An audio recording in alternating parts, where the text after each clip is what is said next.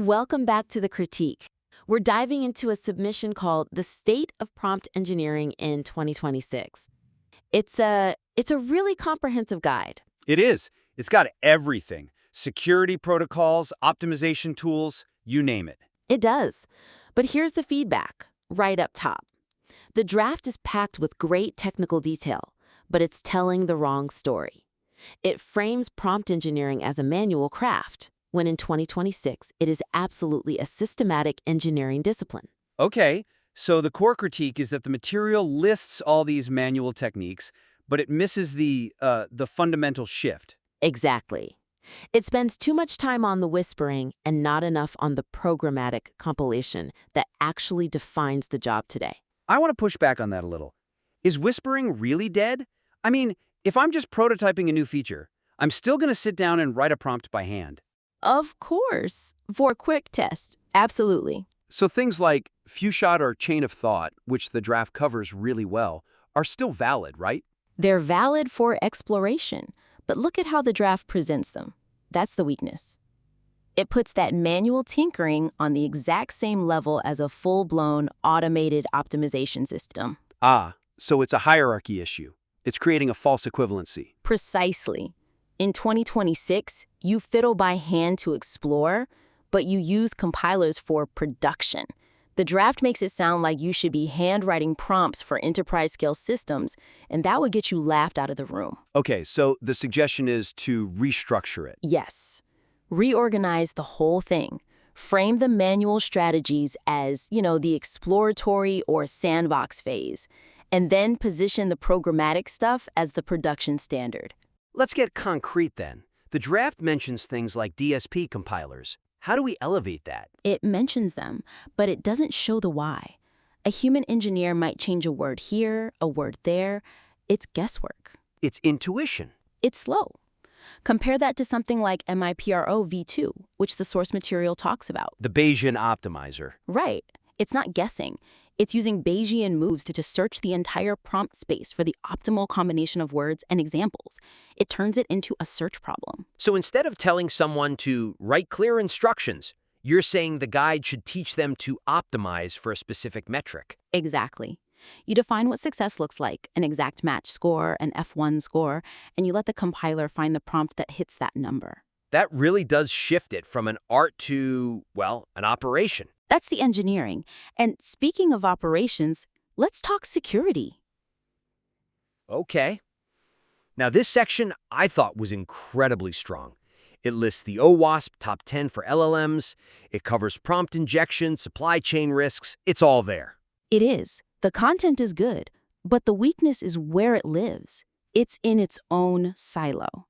A separate chapter stuck at the end of the document. Isn't that pretty standard for a guide like this? Build the thing, then secure the thing? For old school software, maybe. For LLMs, no way. That thinking is dangerous. If you separate security from the development process, you've already failed. So the critique is that this separation makes security feel like a checklist, an afterthought. A final audit, yeah. When it has to be a design principle from line one. Give me an example. If I'm reading the part on, say, role-based prompting. Perfect example. The draft tells you how to write, "You are a helpful assistant." And if you follow the guide as is, you write that, you deploy it, and then maybe 3 chapters later you read about something called prompt scaffolding. Which is the defensive layer around the prompt. It's the architectural wrapper, right? You don't just send raw user input to the model, you wrap it in safety logic first.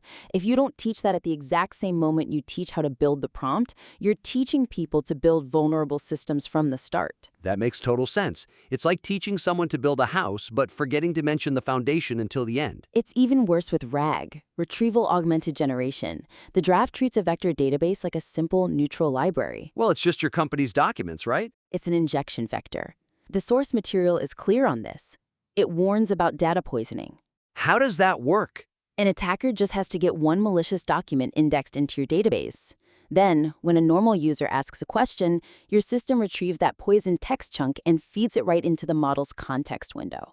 Oh, wow. The model trusts it because it came from inside the house. So the attacker doesn't even have to interact with the LLM directly. Not at all.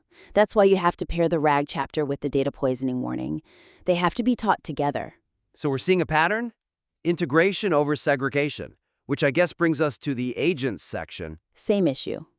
The draft talks about building agents, but it needs to immediately connect that to the OWASP warning on excessive agency. The confused deputy problem. Exactly. You give an AI the tool to send an email, and suddenly it can be tricked into sending emails you don't want it to send. Granting agency is creating a vulnerability. You can't talk about one without the other. Okay, so prompts are compiled, security is integrated. What about the inputs themselves? Let's talk about the multimodality section. Yeah, this is another area where the draft just feels a little behind the times. It treats multimodal using images, audio, as an optional add-on. Is that unfair, though? I mean, a lot of enterprise work is still just text, analyzing reports, summarizing emails. It is for simple tasks, but the default for complex problem-solving in 2026 is multimodal. The weakness here is that all the early examples are text-only, which ignores how we use different modalities together to reduce ambiguity. Reduce ambiguity is an interesting way to put it. I usually think of an image as adding more ambiguity than text. Not if you use what the source material calls cross-modal anchoring. Okay, walk me through that. Think about medical diagnosis. You give a model a text chart, it might hallucinate. But you give it the X-ray and the chart, and you use the text to anchor the model's vision. Focus on the upper right quadrant of this scan. The text constrains the image interpretation. I see. And it works the other way, too. Perfectly. The architecture firm example is great for this. They use images to define the aesthetic, the vibe, but they use text to define the hard requirements like climate adaptation specs. So one modality stabilizes the other. That's context bridging. It's not just adding an image. It's using an image to make the text output more reliable. And the draft needs to frame it that way, right from the start. Can you do this in reverse? Like use negative prompts for images? Absolutely. Negative multimodal specification. Ignore the watermark on this image, or disregard the background conversation in this audio clip. It's a fundamental technique, not a niche trick. Okay, I'm seeing the engineering part of the title come into focus. But once we build this complex, multimodal, secure, compiled system, how do we know it actually works? And that is probably the biggest critique. The draft makes good prompting feel subjective. It's all tips and tricks. Like start with clarity or be concise? I saw those. Which is fine, but it's not engineering. How do you prove clarity at scale? You can't. The whole piece is missing a focus on prompt ops. The suggestion is to add a whole section on evaluation and observability. Isn't evaluation just looking at the output and seeing if it's good? That's eyeballing. It doesn't scale. You need to talk about agent simulation. Faking users to try and break your system? Exactly. You run 1,000 simulated user conversations against your prompt before it ever goes live. You stress test it. And you do that because of drift? You have to. The concept of drift detection is completely missing. The underlying model from OpenAI or Google will change without warning. The prompt that worked yesterday can start failing today. And you won't catch it by eyeballing it? Not until a customer complains, which is why you also need rigorous regression testing. The classic whack-a-mole problem. You fix one edge case and accidentally break 3 core functions. Precisely. You need a suite of tests that runs every single time a prompt is recompiled. If the score on your core use cases drops, the deployment fails. It's not a feeling, it's a pass-fail test. Okay, I'm sold on the rigor, but I have to play devil's advocate. This is a lot of overhead. Compilers, simulations, testing suites. A business leader might read this and just think, why bother? And that is the final critical piece that's missing. The draft overlooks these strategic business implications.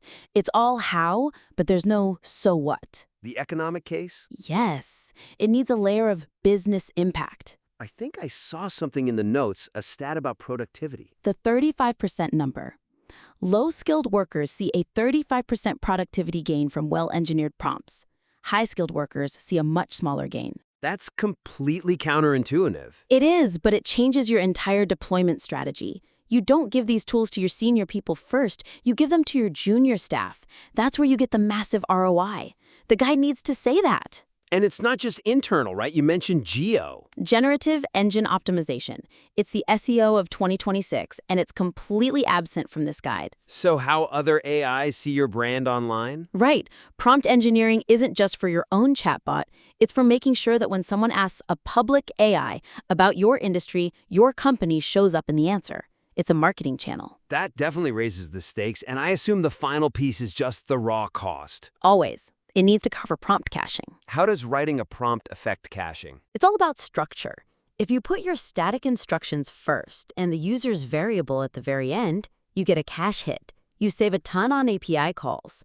If you structure it badly, you pay full price every single time. So bad engineering literally costs more per query. Exactly. It's about unit economics. Okay, when you stack it all up, productivity gains, geo, cost savings, the engineering overhead suddenly makes a lot more sense. It does, and that's really the summary here. This submission is full of excellent data, but to be a true 2026 guide, it has to stop treating prompting like creative writing. It has to fully embrace the engineering in the title. Right. That means shifting the focus to programmatic compilers like DSPy. It means weaving in security as a life cycle, not a final checklist. And it means demanding rigorous, metric-based evaluation. No more just looks good to me. Right. So, my invitation to the listener is this. Take this feedback and restructure the entire guide around that core distinction between crafting and engineering. Submit that new outline and we'll be happy to take another look. This has been The Critique. We'll see you next time.